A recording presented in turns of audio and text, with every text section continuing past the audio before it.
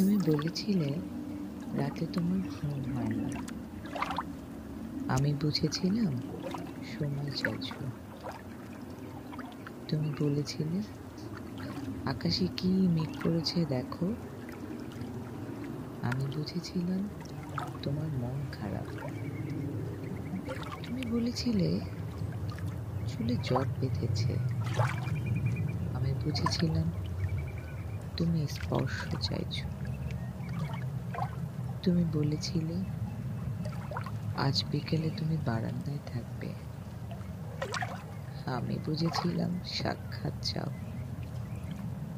তুমি বলেছিলে অন্ধকারে আমার বড্ড ভয়।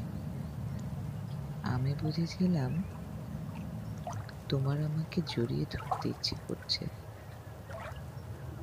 তুমি বলেছিলে সমুদ্রে যাবে। আমি বুঝেছিলাম পাশাপাশি হাত ধরে হাঁটতে চাইছো। তুমি বলেছিলে নীল প্রিয় রং। আমি বুঝেছিলাম তোমার কষ্ট হচ্ছে। তুমি বলেছিলে অঙ্ক ভালো লাগে না। আমি বুঝেছিলাম তুমি কবিতা ভালোবাসো। তুমি বলেছিলে আজ তাড়াতাড়ি ঘরে ফিরতে হবে। তুমি বলেছিলে এই হুটহাট দেখা করা, অসময়ে ফোন করা আর তোমার ভালো লাগছে না। আমি বুঝে গিয়েছিলাম বিচ্ছেদ চাইছো। তারপর অলিখিত স্বাক্ষরে তুমি যখন ইনভিজিবল কোর্টে আমার বিরুদ্ধে বিচ্ছেদের মামলা ঠুকে দিলে, আমি বুঝেছিলাম তুমি মুক্তি চাও।